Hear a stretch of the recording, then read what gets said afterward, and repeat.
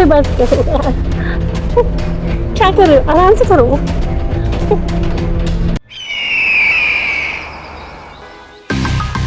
नमस्कार, मैं हूँ रानी चैटर्जी। मैं फिर आ गई हूँ क्राइम चक्र के एक नए एपिसोड में एक नई कहानी के साथ। कहते हैं ना कि एक औरत ही दूसरे औरत की सबसे बड़ी दुश्मन होती है। जया और रीता बहनें होते हुए भी एक दूसरे से कितनी अलग थीं। कहाँ जया अपनी बड़ी बहन की मदद करना चाहती है और वहीं रीता उसके सुखी जीवन से जलकर उसे बर्बाद करना चाहती है। जया को तो इस बात की भनक भी नहीं, वो तो सपने में भी नहीं सोच सकती कि उसकी खुशियों की सबसे बड़ी दुश्मन उसकी अपनी बहन निकलेगी।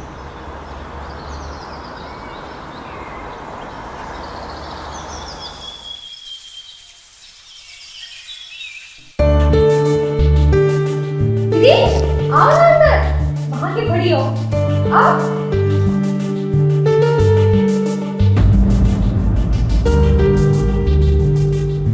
दीदी इसे अपना ही घर समझिए। आई एम सो सॉरी जया, तुमको मेरी वजह से तकलीफ उठानी पड़ी। दीदी आप सॉरी क्यों कह रही हैं? पापा ने बताया मुझे कि आप परेशान हैं, इसलिए मैंने सोचा कि आपको यहाँ ले आऊं ताकि आपका मन बहला रहे। मैं जानती हूँ जब से वो आपको धोखा देकर गया है आप टूट सी गई हैं।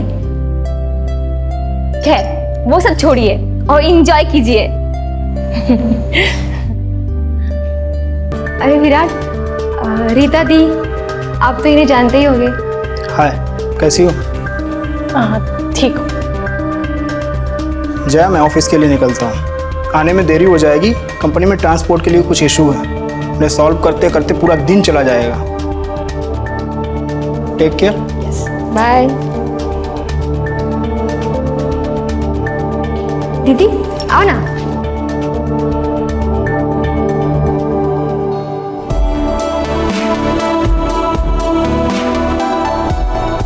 आई एम सो सॉरी जया, तुमको मेरी वजह से उस दिन ना चाहते हुए भी शादी करना पड़ा। आप क्यों सॉरी कह रही हैं? इनफैक्ट मुझे आपको थैंक यू कहना चाहिए। विराट बहुत अच्छे हैं, मुझे ऐसा लगता है कि उन जैसा पति तो मुझे ढूंढने से भी नहीं मिलता। मेरा बहुत ख्याल रखते हैं। He is the best husband in the world. मेरी आने के खबर से विराट गुस्सा हो गया ना? गुस्सा? बिल्कुल नहीं। इनफैक्ट उन्होंने ही मुझे कहा था कि आपको यहाँ लेकर आओ ताकि आप उस जयेश को भुला सकें और आगे बढ़ सकें। और गुस्सा तो वो कभी करते ही नहीं है, सिर्फ प्यार करते हैं। महारानी तो यहाँ मजे कर रही है। अगर उस दिन मैं शादी के मंडप से भागी नहीं होती ना, आज तेरी जगह मैं होती। लेकिन अभी ज्यादा देर नहीं लगी, मैं अपनी जगह पाके रहूंगी।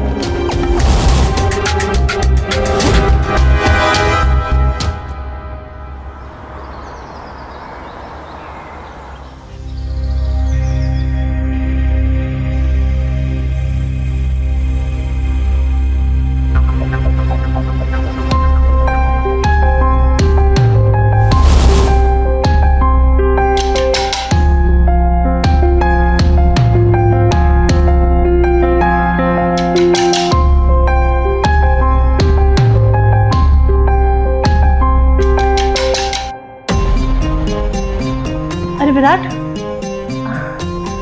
थैंक यू सो मच मुझे ये काम दिलाने के लिए, वरना तो मैं पूरे दिन बोर हो जाती। अब मैं बोर नहीं होती। थैंक यू कि इसमें कोई बात नहीं है। वैसे भी कंपनी को डाटा ऑपरेटर की ज़रूरत थी, तो मैंने सोचा ये काम तो तुम कर लोगी। बाय द वे, आज रात तक ये काम पूरा कर लेना। हाँ। दी, पापा का फ़ोन आया था, कह रहे थे उनकी तबीयत ठीक नहीं है, हमें फ़ौरन निकलना होगा। मुझे भी उनसे मिलना है, पर मुझे ये काम भी तो कंप्लीट करना है। देखो ये काम बहुत अर्जेंट है, लैपटॉप साथ लेकर जाओ और काम वहाँ पूरा कर लेना। विराट, आने जाने में मुझे 5 घंटे लग जाएंगे और रास्ते में इंटरनेट भी नहीं रहेगा, कैसे होगा? मुझसे नहीं होगा ये काम। दीदी आप एक काम कीजिए, आप यहीं रुक जाइए, मैं चली जाती हूँ, आप काम खत्म कर कर आ जाना, ठीक है? ठीक है, तुम संभाल लोगी ना? सब संभाल लूंगी दीदी, डोंट वरी। ठीक। Okay bye.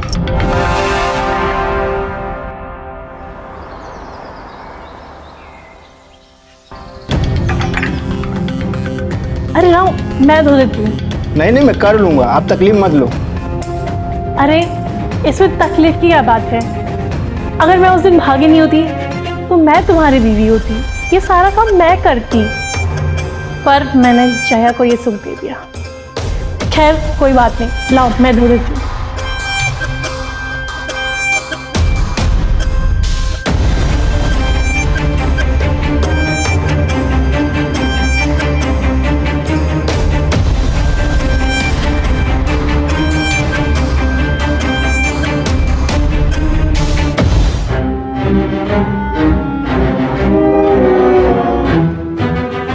विराट, विराट, हाँ जरा किचन में आना।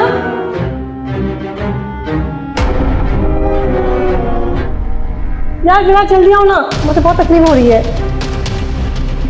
यार ये बाल हटाओ ना मेरे चेहरे से।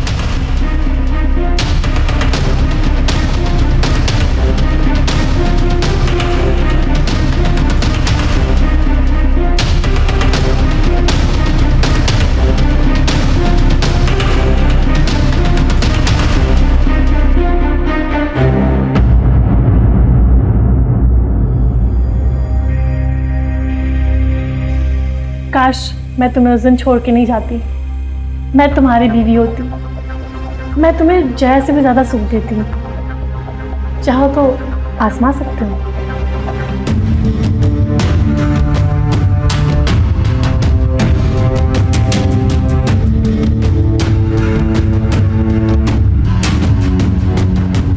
अरे कुछ तो बोलो, ये मौका बार बार नहीं आएगा। मौका तो मैं कभी नहीं छोड़ता। उस दिन तुमने मेरे से शादी ना करके कितनी बड़ी भूल कर दी। आज मैं तुम्हें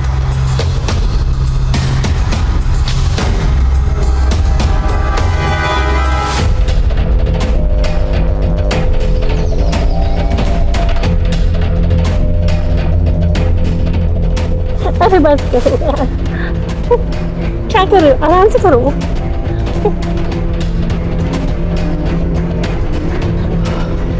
तुम सच कह रही थी, जया से ज्यादा मजा तुमसे आया। मैंने बोला था ना। इस वक्त कौन आया होगा? देखो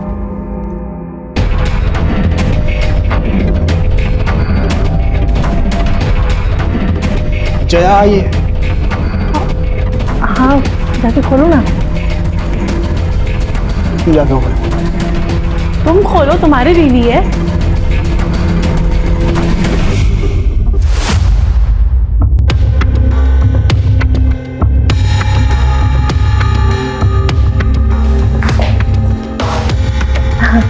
अरे जया, तुम तो 2 दिन के बाद आने वाली थी ना? हाँ, पर पापा ने मुझे वापस भेज दिया। उन्होंने कहा मैं ठीक हूँ तो तुम चली जाओ। अच्छा।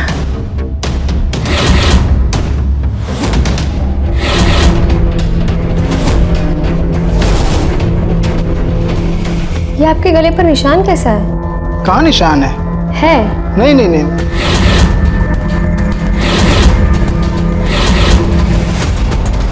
अरे वो सॉस गिर गया था इसके यहाँ पर। सॉस? हाँ, वो कैसे खाता तुम जानती है ना। रीता सही कह रही है, पता ही नहीं चलता। ऑफिस के काम में बिजी रहता हूँ, तो कब निशान कब लग गया मुझे नहीं पता।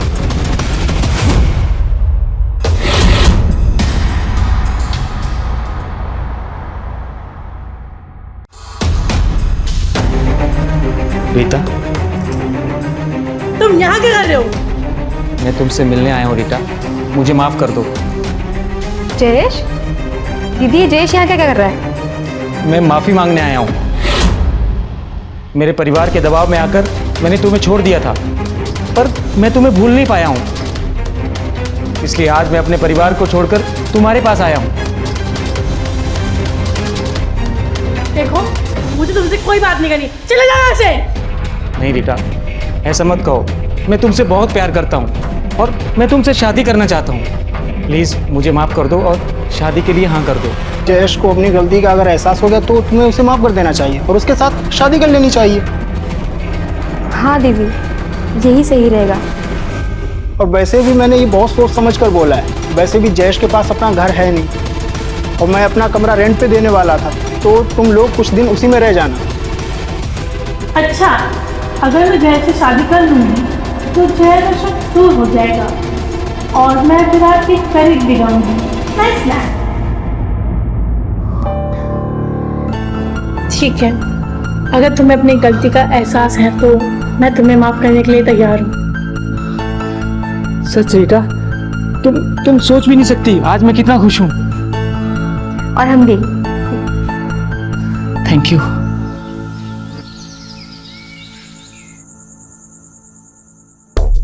तुम नहीं जानती हो रीता, आज मैं कितना खुश हूँ। मैं भी। विराट ने हमारी बहुत मदद की है ना। हाँ। बहुत नेक दिल इंसान है। हाँ। सुनो, ये मैं तुम्हारे लिए दूध लेकर आई हूँ।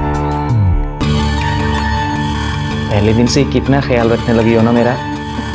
और मेरे घर वाले थे जो तुमसे शादी के लिए मना कर रहे थे, अब अफसोस होगा उन्हें।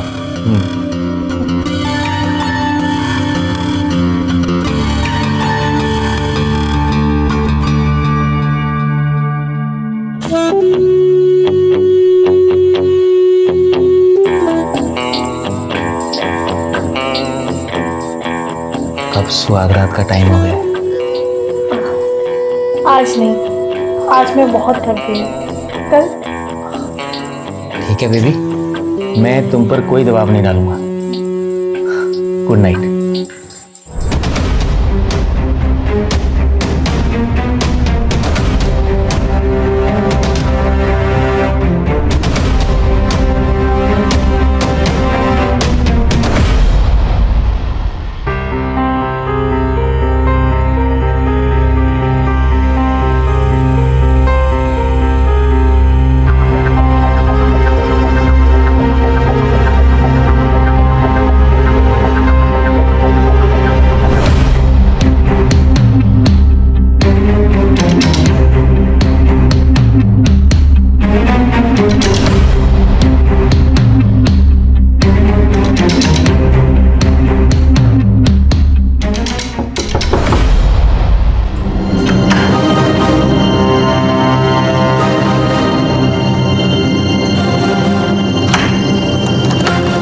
काम अच्छे से तो किया ना? हाँ, जय सो गया और वो कल सुबह से पहले नहीं उठने वाला। जय किधर है? उसे मैंने दूसरे कमरे में सुला दिया है।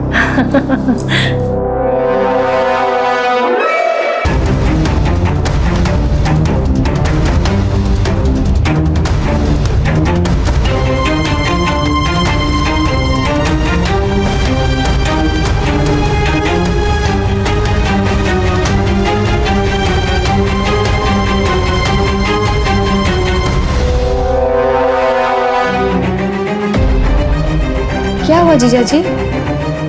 आप इतनी परेशान क्यों हैं? और आप किस लिए मिलने आए थे?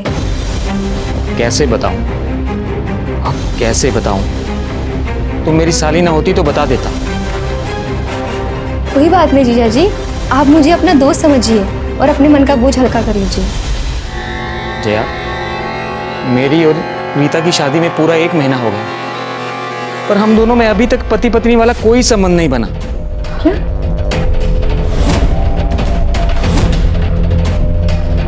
हाँ। हो सकता है जीजा जी दीदी घबरा गई हो। नहीं जया, प्रॉब्लम वो नहीं है। मैंने रीता की अलमारी में एक फाइल देखी। रीता प्रेग्नेंट है।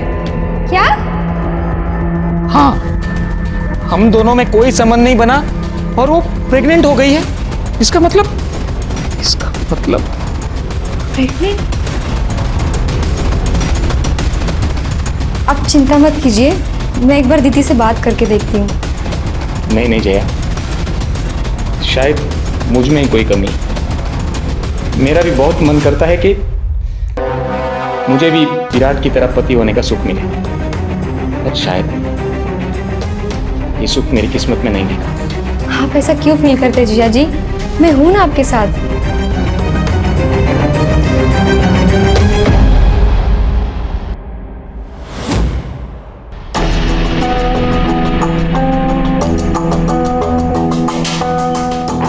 लीजिए आपके लिए दूध। आज पीने का मन नहीं है। ऐसे कैसे दूध पीने का मन नहीं है? आपकी सेहत के लिए बहुत अच्छा है, पीजिए। और मैं आपकी सेहत का ख्याल नहीं रखूंगी तो कौन रखेगा? पता नहीं क्यों, लेकिन जब से ये दूध पी रहा हूँ नींद बहुत आती है। ठीक है, बच्चों जैसे बहाना मार रहे हो, पियो दूध। मैं वॉशरूम जा रही हूँ, मुझे ग्लास खाली चाहिए जब तक मैं आऊँ।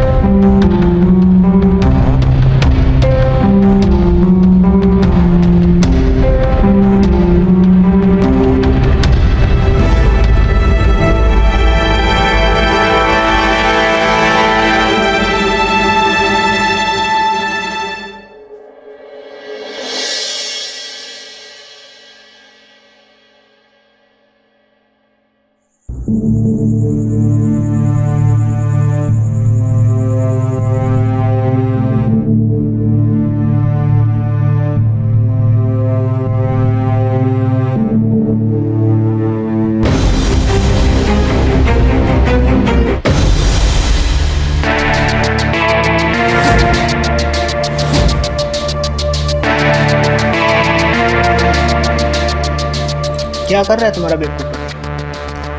हमेशा की तरह मेरी नींद की गोली खा के सो रहा होगा।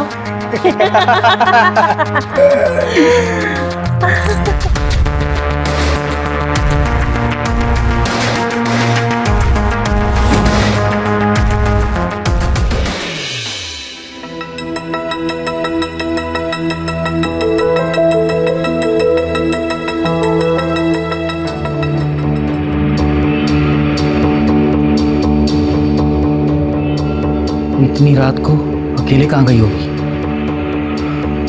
देखता हूँ।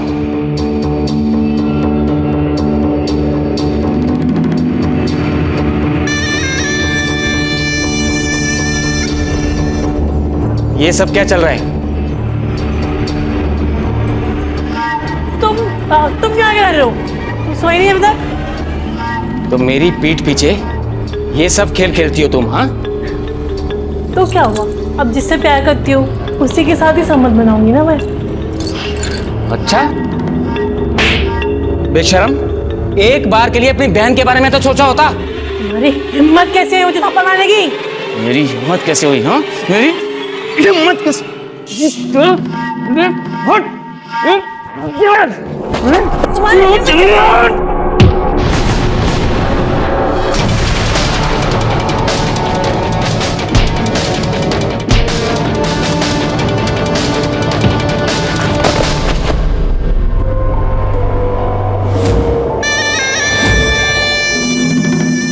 गीता, गीता, विराट, ये सब क्या हो गया? ये सब तुम्हारी करामात। अरे नहीं, ये सब तुमने किया है।